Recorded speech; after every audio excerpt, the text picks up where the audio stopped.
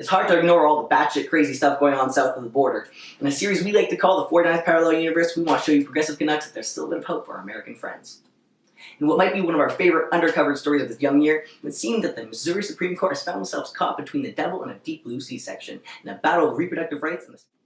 In a suit originally filed in 2015, the Massachusetts-based Satanic Temple is arguing on behalf of one of its members that the Missouri law imposes a number of questionable conditions on women's access to abortion, and it violates their deeply held religious convictions, and as such contravenes the state's own Religious Freedom Restoration Act, a frankly repugnant act that functions mostly as a false flag for discrimination in the guise of faith.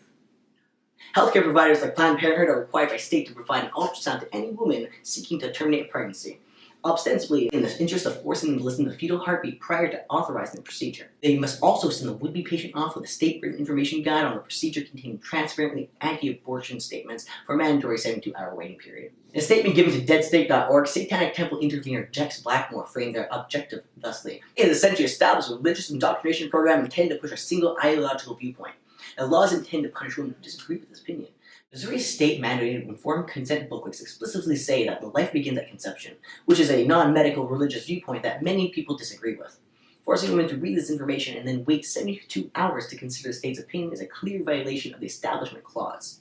Even someone without specifically religious conviction, as asserted by the temple, that a fetus is simply an extension of the mother's body, and not as yet its own autonomous person with separate rights, might chafe at the idea that the state's legislators are in a position to pronounce so unequivocally about this obviously contested scientific, moral, and philosophical issue. Moreover, you don't even need to have a particularly strong position on abortion in general to understand how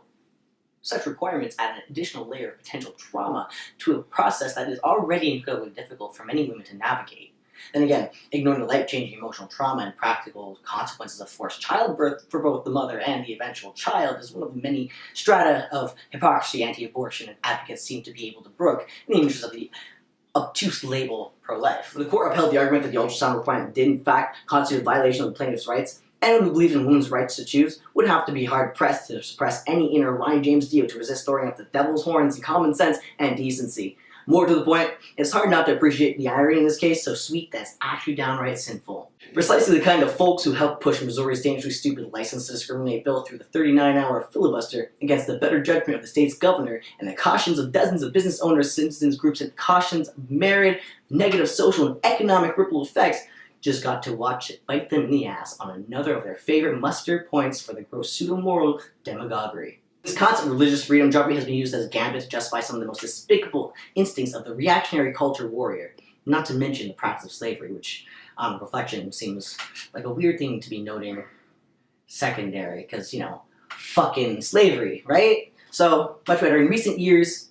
everything from refusing public and private sector services to gay and lesbian citizens, and treating trans persons as subhuman across any number of social and systematic interactions, to justify the intimidation and harassment of women seeking reproductive health services or creating theistic loopholes to terminate LGBTQ employees has been given cover by this nonsensical appeal to exercise of religious liberty,